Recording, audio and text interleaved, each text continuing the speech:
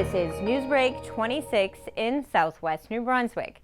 I'm Vicki Hogarth. Here's what's happening in our part of the world.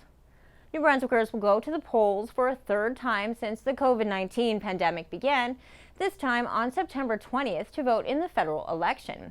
While we might be experienced in pandemic voting with a provincial and municipal election under our belt, Conservative incumbent MP for New Brunswick Southwest, John Williamson, believes calling a federal election in the midst of a fourth wave is unnecessary.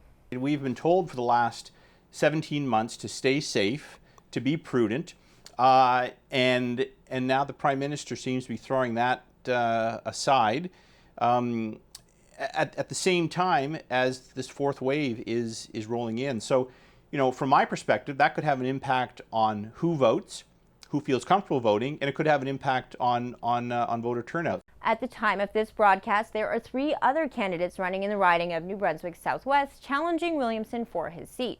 Jason Hickey, who ran for the Liberals in the last provincial election in the Rossay riding, is running this time federally for the Liberals in New Brunswick Southwest.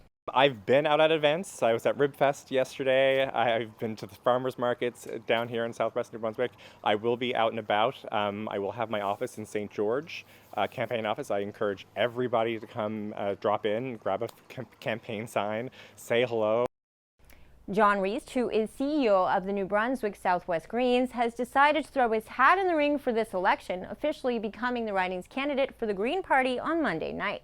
We're in the middle of a climate emergency, and that is the reason why I'm running as a candidate for the Green Party of Canada, because we have to go and do something about the conditions that are happening.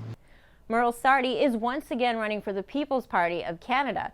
In a statement to CHCO, Sarty said he's running, quote, not for the money or the prestige, but to represent the people and to make sure that their voices are heard. The last day to officially become a candidate for this election is September 1st, with advanced polls beginning September 10th. CHCO and the St. Stephen and Area Chamber of Commerce will once again collaborate on a Meet the Candidates Night TV special that will be broadcast in early September. Canadian hip-hop icon Maestro Fresh Wes, who relocated to St. John from Toronto last year, can't get enough of exploring his new home province of New Brunswick, recently paying a visit to St. Stephen. CHCO's Ian Curran has more. Canadian rapper Maestro Fresh Wes came to St. Stephen on Wednesday to pay a visit to the world's first basketball court located on the 2nd floor of the Vocational Center. You can't be Maestro in the Maritimes without visiting the original basketball court. I got to come by and check it out, right? A fact St. Croix MLA Kathy Baucus shared with him as she gave him a tour of St. Stephen. Maestro is an early Canadian hip-hop icon and is also a huge Toronto Raptors fan. And I'm just thinking back at the history that was made in this area right here, the history that was made on this floor right here, and it's very important to document what we created.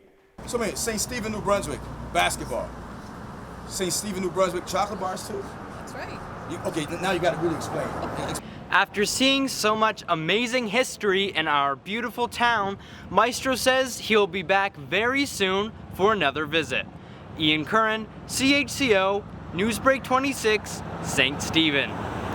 Great story, Ian. St. Stephen also played host to the 2nd annual Ribfest this past weekend. Vendors from across Canada set up shop in the parking lot of the Garsland Civic Centre. It's our first walk-up in, I guess, since we had the pandemic, so it's pretty exciting to be able to see people. With lots of food, activities, live music, and great weather, it was hard for many attendees to narrow down their favorite part of the festival. The magic, the ribs, the food, everything.